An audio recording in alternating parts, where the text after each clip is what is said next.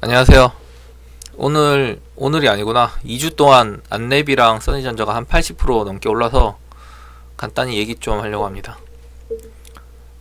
제가 안랩은 한 1년 전에도 몇 번 언급을 했었는데, 제 방송 언제지? 그러니까 재작년이네요.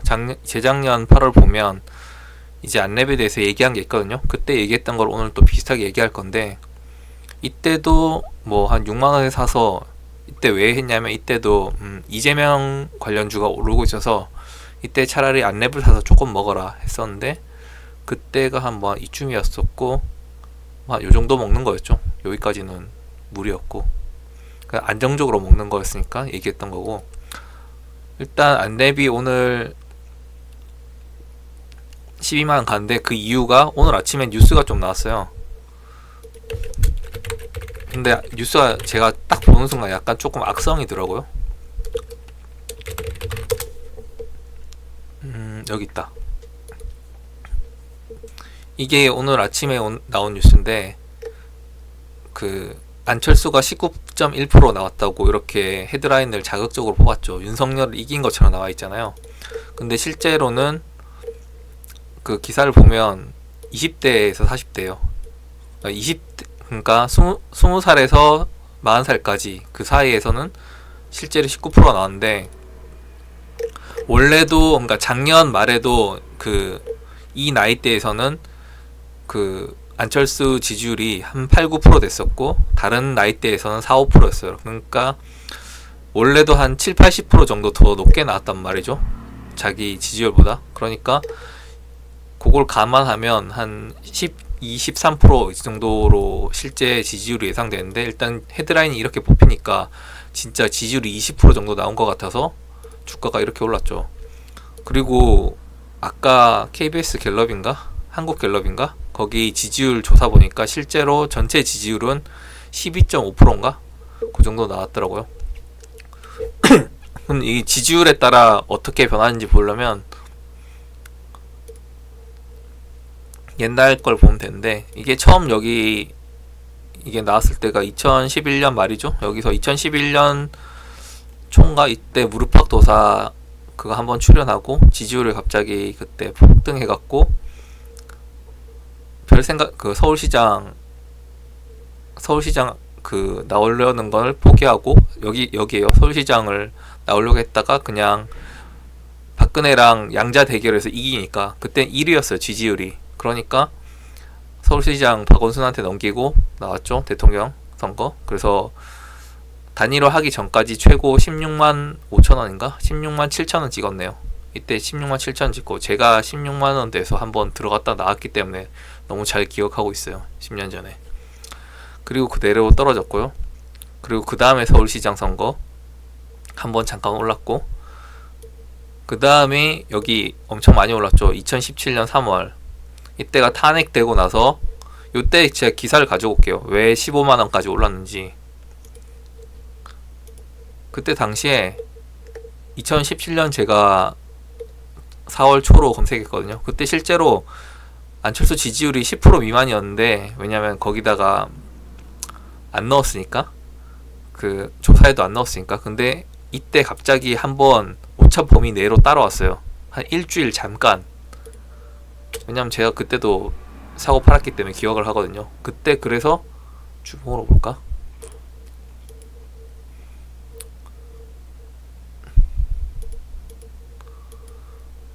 한 1, 2주일 잠깐 치고 올라가고 그 다음에 쭉쭉 빠졌어요. 이게 몇 주냐?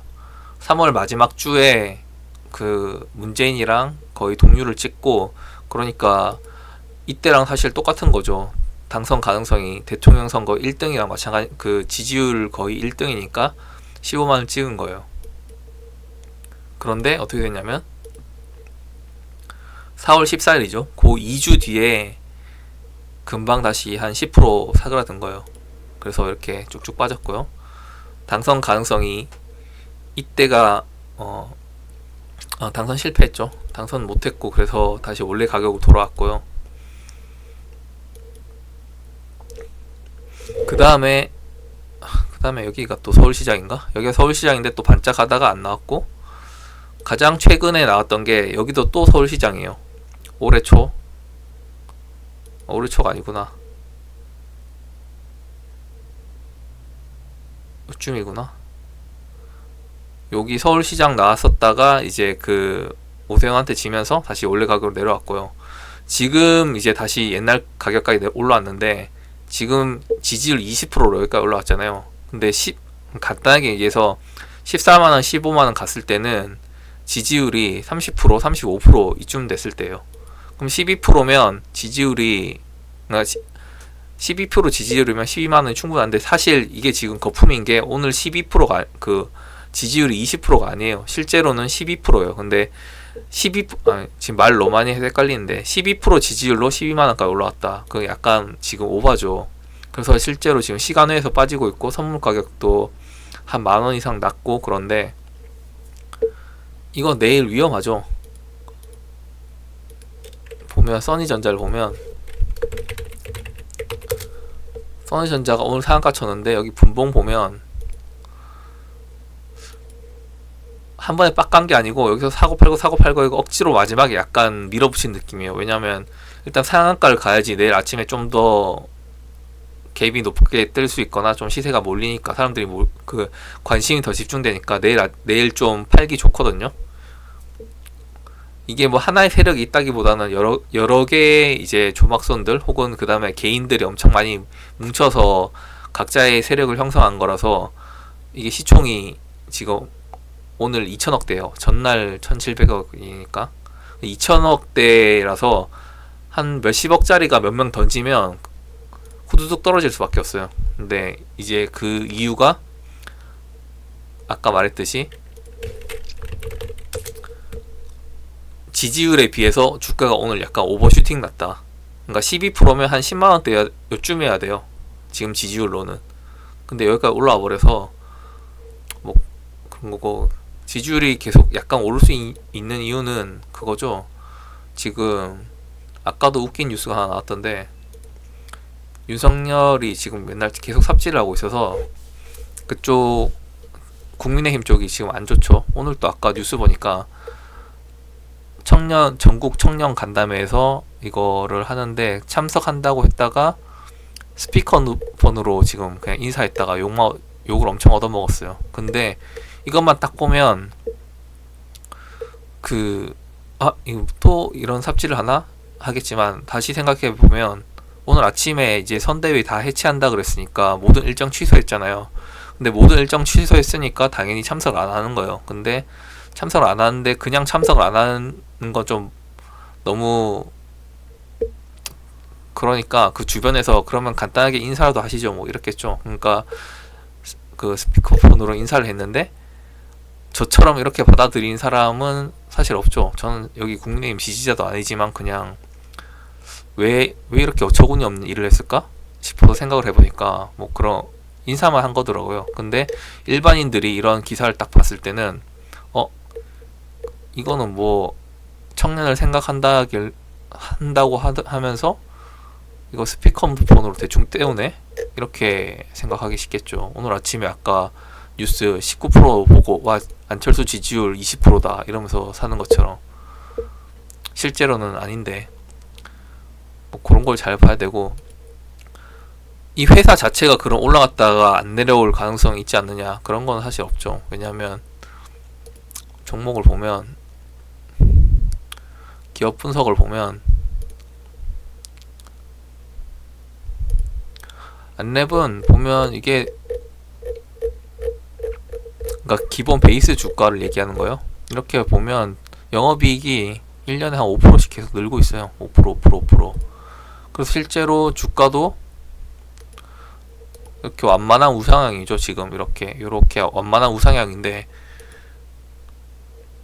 지금 이 주가는 한 8만원대가 맞아요. 7만원에서 8만원 사이? 요 사이에서 왔다 갔다 하면 정상 주가죠. 9만원까지도 되겠네. 7만원에서 9만원.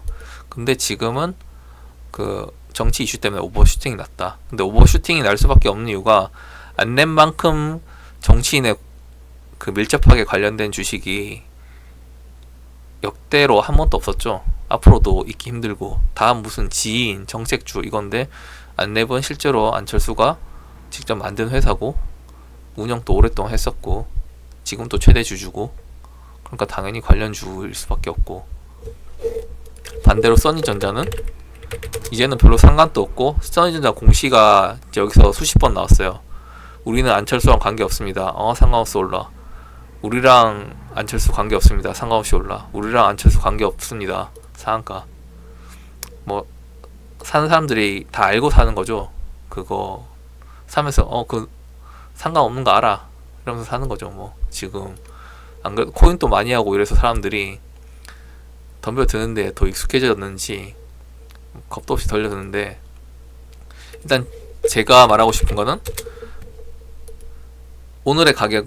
오늘의 지지율로 오늘의 가격은 비싸다. 정치 테마주에 비싸다 싸다가 뭐가 있느냐 그렇게 말할 수 있지만, 아까 얘기를 했죠. 근거를. 기존의 지지율만큼 주가가 움직였고, 서울시장 그리고 대통령 대선, 이 큰 건 대선이요. 대선 작은 건 서울시장. 이거 6월에 서울시장 나오잖아요. 이만큼 못 가요. 서울시장이니까 다시 여기 한 요쯤이 한계인 거예요. 근데 이때랑 다른 게 뭐냐면, 대선하고 서울시장까지 텀이 좀 길었는데, 대선 서울시장 지금은 내년 6월이죠. 텀이 짧아요.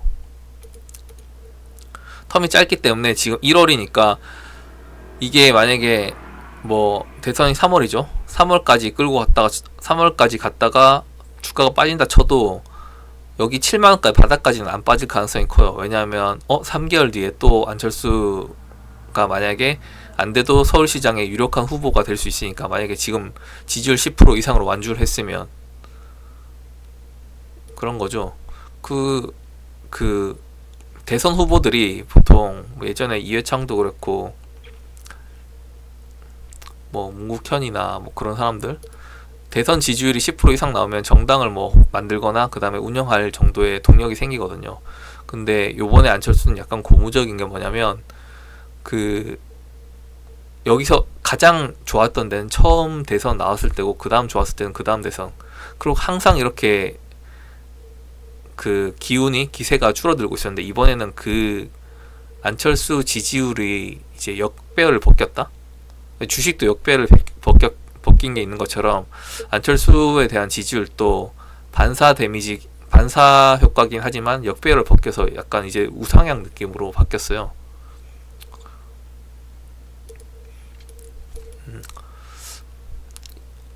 이거 뭐 사실 지금 공매도 금지돼서 단일가 됐는데, 공매도 치지도 못해요. 개인들은 대주 물량이 아예 여기서부터 씨가 말라서 어차피 못 치는 거, 공매도 뭐 금지돼도 소용없고, 선물은 할 수 있지만. 아무튼 간에 다시 요약을 할게요. 오늘 좀 방송 오래 하는데, 간단하게 얘기해서 여기는 30% 40%대 영역이다. 30% 찍으면 다시 14만원 가는 거예요. 못 찍으면 못 가는 거고. 그리고 이거 이번 주에 지지율이 다시 더 올라가지 않으면 이제 빠진다. 빠지고 조금 유지하다가 뭐 횡보하겠죠. 그리고 대선 끝나면 다시 8, 9만원으로 내려간다. 그리고 다음 서울시장에 오면 다시 10만원 넘어간다. 이런 얘기예요. 그럼 여기까지 하겠습니다.